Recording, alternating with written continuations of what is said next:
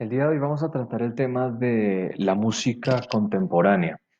Es un tema que es bastante complejo, dado que el periodo que abarca incluiría inclusive la época actual, ¿sí? Sin embargo, en esta primera parte de este video de música contemporánea vamos a tratar el tema básicamente desde la ruptura de ciertos paradigmas que en la música clásica se fueron construyendo desde el romanticismo, ¿sí? Para iniciar esta exposición, he puesto esta imagen de este importantísimo compositor, John Cage, norteamericano, ¿sí? Es un compositor que es muy importante a mediados del siglo XX porque es una de las figuras claves en los cambios paradigmáticos que van a sucederse y que van a abrir a nuevos tipos de músicas que se van a alejar de la tradición y de las convenciones típicas de la música clásica, entre ellas la tonalidad, ¿sí? Entonces, la idea es poder abrir este tema de manera que podamos hacernos preguntas, cuestionar lo que está sucediendo desde el siglo XX en la música académica y poder abrir nuevas preguntas sobre el futuro de lo que es o lo que entendemos por música contemporánea. Lo primero que debemos tener presente es una serie de paradigmas, es decir, de normas que se dan por sentadas en la música y que, digámoslo así, la han acompañado básicamente a lo largo de los últimos 400, 500 años, ¿sí? Aquí tengo una serie de subtítulos dentro de los cuales podríamos agrupar o englobar cierto tipo de conceptos paradigmáticos, ¿sí? Por ejemplo, en el campo de la armonía, el paradigma de la tonalidad va a ser fundamental y va a ser uno de los primeros que se van a cuestionar en la música clásica a finales del siglo XIX y que va a permitir lentamente, digámoslo así, el cambio hacia nuevas músicas en el siglo XX, ¿sí? Sin embargo, hay otra serie de paradigmas que podemos empezar a criticar también, ¿sí? El paradigma de la forma es otro que se empieza a desbaratar, digámoslo así, en estos términos, ¿no? El concepto de la simetría y la proporción clásicas empiezan a filtrarse en el romanticismo a través de el auge o la aparición de las pequeñas formas, de las formas asimétricas, entre otras formas, ¿no? Las pequeñas formas como la obra de Chopin, por ejemplo, los nocturnos, las mazurcas, etcétera, la obra de Debussy, por ejemplo, con los preludios, los estudios, etcétera, van a ser pequeños espacios en los cuales se va a permitir que la creatividad del compositor empiece a filtrarse de una manera mucho más efectiva, ¿sí? Esto nos lleva también al campo de los géneros, ¿sí? Por ejemplo, el género de la sinfonía, que es en el romanticismo el género a través del cual un compositor se demostraba o alcanzaba una adultez como tal, empieza a desbaratarse en el siglo XX, ¿sí? Es una prueba de ello es que prácticamente los compositores hoy en día no se les solicita en la escritura del formato sinfónico, básicamente porque es un género en este caso, que ya sea, digámoslo así, eh, extinguido, por decirlo de alguna forma, ya que no permite la puesta de ideas musicales de una forma efectiva, ¿no? El campo del paradigma del lugar del arte, la sala de conciertos, el paradigma de la autoridad musical, esto es interesante, ¿no? Cómo la autoridad musical es o viene a ser el binomio compositor-director, ¿sí? Compositor y el director por encima de, por ejemplo, el intérprete, ¿sí? A nivel de timbre, ¿sí? Los formatos ahora sí con instrumentos convencionales, ¿no? Entonces la orquesta, el cuarteto de cuerdas, por ejemplo, ¿sí? Van a empezar a ser transgredidos a partir de las nuevas innovaciones de distintos tipos de músicas, como la música concreta, la música electrónica, la música electroacústica, por ejemplo, ¿sí? Lo importante es que esta imagen, digámoslo así, de los paradigmas, nos permite ir observando también cómo hay algunos que fueron los más importantes de ser trastocados en el siglo XX y hay otros que han ido empezando a ser deconstruidos a lo largo del siglo XX y del siglo XXI. ¿Sí? Aquí resalto los más importantes al principio del siglo XX. ¿Sí? Vamos a irlos tratando un poco no tan a fondo, pero sí para poder gatillar preguntas. Aquí tenemos, por ejemplo, una imagen de el preludio de la Suite Opus 25 de Arnold Schoenberg. Arnold Schoenberg, compositor alemán, es uno de los primeros que va a empezar a cuestionar la idea de tonalidad de una manera específica, ¿sí? Directa, ¿sí? Arnold Schoenberg es básicamente uno de los compositores que nos va a cuestionar la posibilidad de buscar música más allá de la tonalidad, ¿sí? Más allá de la tonalidad. Entonces aquí quiero entrar como un terreno, básicamente, de la pantonalidad, es decir, cómo el paradigma de la tonalidad empieza a ser deconstruido, empieza a ser criticado, transgredido, para buscar nuevas maneras de construcción de estructuras musicales, ¿sí? El problema de la estructura musical va a ser algo fundamental, por ejemplo, a principios del siglo XX, ¿no? Estamos hablando de pantonalidad. ¿Qué es la pantonalidad? Es decir, cualquier manera o forma de hacer música más allá de la tonalidad. La tonalidad es un paradigma, básicamente, porque, digámoslo así, se construye o sí, se construye un discurso alrededor de ella que nos permite defenderla como el sistema musical más evolucionado de la historia de la humanidad. Obviamente esto es una falacia en el sentido de que es un juicio de valor con el cual ponemos a la tonalidad como única manera de hacer música y a los demás sistemas, modales, pentafonales, trifonales, etcétera, lo ponemos como digámoslo, en estado de involución, mejor dicho, ¿sí? O sea, los devaluamos, ¿sí? Estas ideas, por ejemplo, surgen de distintas perspectivas, ¿no? Por ejemplo, una perspectiva interesante es la de este personaje, Heinrich Schenker, que popularizó un tipo de análisis muy importante que es el análisis schenkeriano, ¿sí? La defensa de Schenker por la tonalidad partía de un análisis de la tríada mayor, por ejemplo. Hablaba de que la tríada mayor surgía de la producción de los armónicos naturales, es decir, es el sonido de la naturaleza. Y la música es una prolongación de esta tríada y ejecutaba una estructura básica de la música alrededor de la relación de la tónica, la dominante y la tónica, ¿sí?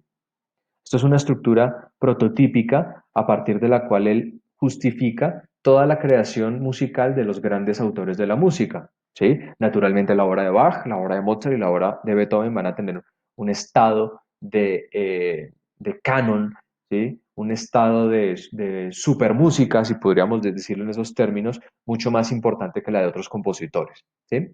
El paradigma de la tonalidad empezó a ser roto básicamente con el dodecafonismo, aunque podríamos buscar algunos antecedentes, ¿sí? Antecedentes con la obra de Wagner, por ejemplo, con la obra de Eric Satie, por ejemplo, con la obra de Claude Debussy, quienes empiezan ya a trastocar, a buscar a través de los cromatismos exagerados rupturas, huecos, huecos en la tonalidad que empiezan a filtrar nuevas maneras de pensar la música. Pero hablo de dodecafonismo porque es una técnica de composición que plantea de una manera directa y concreta una nueva manera de construir música, es decir, a partir del uso de las 12 notas musicales, ¿sí? Es como si la pregunta por la tonalidad se trayera al siguiente plano. ¿Cómo sonarían todas las tonalidades al mismo tiempo? Esa es la pregunta del dodecafonismo. Si pudiéramos darle una pregunta, efectivamente esto que estoy diciendo lo estoy haciendo con motivos pedagógicos, no es algo que haya dicho Schoenberg naturalmente, pero podríamos relacionarla con esa pregunta. ¿Cómo sonarían todas las tonalidades al mismo tiempo? El serialismo integral, que es desarrollado por Webern y Berg, que son los alumnos de Schoenberg, nos lleva a un paso más del dodecafonismo. Aquí ya estaríamos hablando de una música que tiene unas pretensiones de atonalidad. Es decir, podemos generar series a partir de las 12 notas, pero también podríamos generar series con otras partes sintácticas de la música, como la articulación, como las dinámicas, como la métrica, como el registro, como la tesitura, etcétera, etcétera, etcétera. Es decir, es una sobreracionalización de la música, ¿sí? Los modos de transposición limitada de Messiaen, lo mismo. La pregunta por cómo reorganizamos la relación tono-medio tono en una estructura de escalas, ¿sí? La pregunta de los modos de transposición sería ¿cómo podríamos o cómo sonarían las tonalidades ecualizadas? Es como si pudiéramos ecualizar tonalidades, ¿sí? Y otra postura bastante interesante es la del sonido 13 del mexicano Julián Carrillo. La propuesta es, Julián Carrillo, es dividir la octava no solo en las 12 notas que conocemos, que están en el teclado, sino en muchas más divisiones, es decir, la aparición de cuartos de tono y 16avos de tono. Estamos hablando de microtonalidad, ¿sí? Entonces, mi sugerencia es que puedan escuchar una obra de cada uno de estos compositores para que puedan nutrir, digámoslo así, la escucha musical, ¿sí?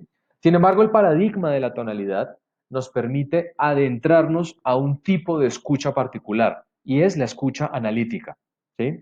Este es un problema porque es una escucha que nos remite solo a buscar estructuras musicales, ¿sí?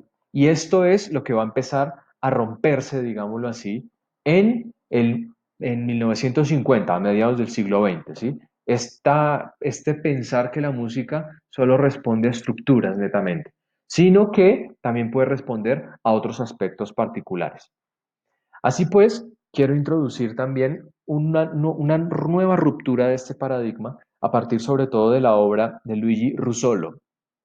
Este pintor y músico italiano, luego de tener un contacto con una ideología artística llamada el futurismo, se hizo una pregunta particular, ¿sí? Y es, ¿cómo podemos entender que el ruido de las máquinas, es decir, en un momento, finales del siglo XIX, donde empieza a surgir una nueva era de industrialización, el desarrollo del automóvil, del avión, del ferrocarril, etcétera. Bueno, un montón de artefactos que empiezan a surgir y que producen sonidos. Y él publica en 1913 un tratado, digámoslo así, un panfleto llamado El ruido como arte, ¿sí? Hay que romper este círculo restringido de sonidos puros y conquistar la variedad infinita de los sonidos del ruido, ¿sí? ¿A qué se refiere con sonidos puros? Pues a las 12 notas ubicadas en la escala musical o las notas convencionales, ¿sí? Esta manera de pensar tiene mucha relación también con la manera de pensar del francés Pierre Schaeffer, ¿sí? Quien es una figura también importantísima, ¿sí? En 1952, Schaeffer publica un texto llamado En búsqueda de una música concreta, ¿sí? Esta es la puerta a la música concreta, ¿sí? La puerta que abre Russolo, ¿sí? Ideológicamente hablando, permite que Schaeffer pueda adentrarse un poco más a este mundo real, al ser sonidos con música, con los sonidos del mundo real, es decir, música concreta, ¿sí? Es decir, de la realidad, ¿sí? Y esto naturalmente podemos alinearlo a las ideas de nuestro John Cage norteamericano, que es una figura muy importante, porque va a ser la figura fundacional, digámoslo así, de una gran gama de ismos que van a surgir en el siglo XX. Entre ellos, por ejemplo, el ismo de la música experimental, ¿sí? John Cage es una figura importantísima porque nos permite pensar y repensar naturalmente lo que es la música, dónde se sucede, cuándo sucede y por qué sucede naturalmente también, ¿sí? Esto nos permite realizar un cambio paradigmático de un cogito lógico, es decir, una escucha que busca estructuras, a un cogito sonoro, es decir, a una escucha que es reactiva, que busca música en los sonidos ubicados en una relación de espacio-tiempo, ¿sí? La música es una relación entre un oyente que escucha sonidos, valga la redundancia, y que los define como musicales, ¿sí? Este es un cambio importantísimo, ¿sí? Y aquí entramos en un dilema, naturalmente, que podríamos criticar. ¿Es la estructura parte necesaria del entendimiento y de la comprensión musical? ¿O son los sonidos en su devenir natural y en relación con un oyente lo que le permite, lo que les permite entenderse como música en determinado lugar? ¿Sí? Es difícil la pregunta que estoy haciendo, ¿no? Sin embargo, hay algo importante, y es que el siglo XX delata que la música acontece en una performancia, acontece de una manera particular. Y es esa manera particular, o más bien, esa manera particular afecta también la manera en la cual entendemos y comprendemos lo que es música o no. Esto es una cosa importantísima del siglo XX, ¿no? Para esto, quiero dar dos ejemplos específicos. El primer ejemplo hace parte del haber composicional de Iannis Xenakis, músico griego, que en 1958, en comunión o en conjunto con Le Corbusier, que era un arquitecto francés, construyeron el pabellón Philips, que fue un pabellón hecho para una feria internacional, la primera que se hacía después de la Segunda Guerra Mundial, o sea, un momento importante de reunión de todos, digámoslo así, a nivel mundial, ¿sí? En el cual Xenakis y Le Corbusier van a realizar una propuesta artística novedosa. La relación de Yanis Xenakis con la música tiene que ver con un vínculo entre la arquitectura y la música, ¿sí? Xenakis es alumno de Messiaen y alumno de Pierre Schaeffer, de quienes hablamos arriba un poco brevemente, ¿no? También era matemático y arquitecto, y él inventa, digámoslo así, construye un concepto llamado música estocástica. ¿Qué es la música estocástica?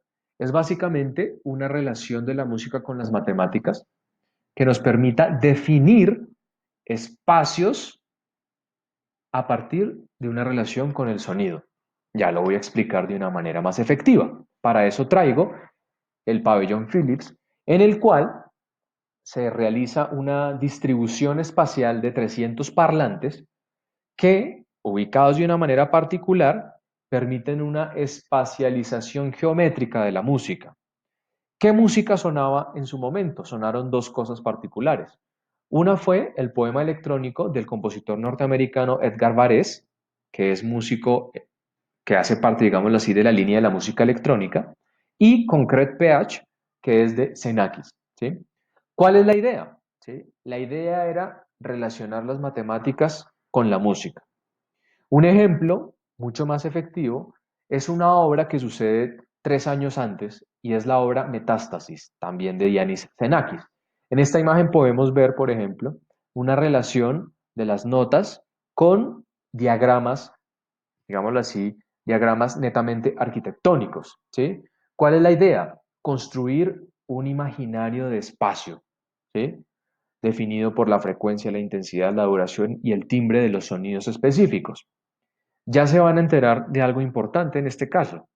Escuchar Metástasis a través de los audífonos de un computador es algo fútil, es algo, perdonen la expresión, es algo tonto, ¿sí? No vamos a poder dimensionar el poder de la creación de espacio a partir de la música a través de los auriculares de un computador. Para poder escuchar Metástasis en el total sentido de la palabra y realmente escuchar Metástasis, tendríamos que ubicarnos de cara a una orquesta, que es el formato para el cual fue hecho la obra, ¿sí? En un contexto muy particular y específico. Sin embargo, pueden hacer el intento de escucharla a través de los videos, de los miles de videos que hay en YouTube, pero teniendo presente eso, la obra no la están escuchando completa, ¿sí? Si me hago entender, eso es importantísimo. No estoy escuchando la obra Metástasis, estoy escuchando una parte de ella, porque me hace falta su performancia, la manera a través de la cual acontece para que realmente pueda afectarme estéticamente, ¿sí? Otro ejemplo que quiero traer es la obra del espectralismo. Para esto quiero ilustrar aquí lo que es un espectrograma. ¿Qué es un espectrograma? Es, digámoslo así entre comillas, el sonido al microscopio, ¿sí? Aquí en la parte derecha tenemos hercios, ¿sí? Desde 0, 100, 200, 300, hasta 5000 hercios. Y arriba tenemos decibeles, ¿sí? ¿Qué significan estos colorcitos y esto así? Las partes que están claras son sonidos. Las partes que están justo encima son armónicos, ¿sí? Por ejemplo, este sonido tiene uno, 2, 3, 4, 5, muchos más armónicos, ¿no? Que empiezan a perderse porque su frecuencia es mucho más alta, ¿sí? con cierta cantidad de decibeles, etcétera. Naturalmente no es el espacio para explicar cómo se realiza análisis con espectrogramas, ¿sí? Pero lo que quiero delatar es lo que es el espectralismo, es decir, un cambio paradigmático en la manera en la cual comprendemos, entendemos el sonido. Para esto aparece la obra de Gerard Grisi, norteamericano, ahí tengo la foto de él, quien permite realizar un cambio de mentalidad. Inclusive es un cambio de mentalidad que pasa de lo que es la música electrónica a la música espectral. ¿Qué es la música electrónica? Es una síntesis aditiva, sumar ondas puras para crear un sonido nuevo, ¿sí? Entonces, por ejemplo, con un sintetizador, ¿sí? Que puede ser, por ejemplo, la organeta Yamaha que la mayoría de gente tiene en la casa, ¿sí? Suma ondas para crear un sonido particular. La música espectral es reproducir esas ondas que se suman. Es decir, vuelvo al espectrograma, interpretar o, digámoslo así, desarmar, desmenuzar cada una de estas partículas para traducirlas en instrumentos musicales y poder, digámoslo así, hacer una macrofonía, llamo aquí, de lo que es el espectrograma, ¿sí? Una obra específica es la obra Partiels, ¿sí? Aquí tenemos a Grisi con la partitura de Partiels. Partiel es una obra, ¿sí? Aquí tenemos la partitura mucho más ampliada, ¿sí? Es una obra que hace parte de un corpus de obras llamada Les Espaces Acústiques, los espacios acústicos. Es un ciclo instrumental que surge a partir del espectrograma de un mi grave de trombón, ¿sí? Es decir, ¿qué hace Partiels? Magnifica, ¿sí? Pone, digámoslo así, con lupa el espectrograma del mi grave de un trombón y lo pone, digámoslo así, en un contexto acústico muy, muy, muy potente, ¿sí? Aquí tendríamos que responder una pregunta. ¿Cómo suena el mi grave de un trombón? Pues la pregunta la responde la obra Partiels. Lo mismo que con la obra de Metástasis. Escúchenla en YouTube, lo pueden hacer, pero tengan presente que no es la obra en su totalidad. Para poder comprender Partiels en el sentido estricto de la palabra, la obra como tal, tendríamos que estar rodeados por los 18 músicos en un contexto muy particular, etcétera, etcétera, que nos permita comprender lo que es la obra, ¿sí? Entonces, con estos dos ejemplos, quiero traer a colación y finalizar esta clase en un principio sobre una primera parte relativa a la música contemporánea y los cambios paradigmáticos que de ella se devienen.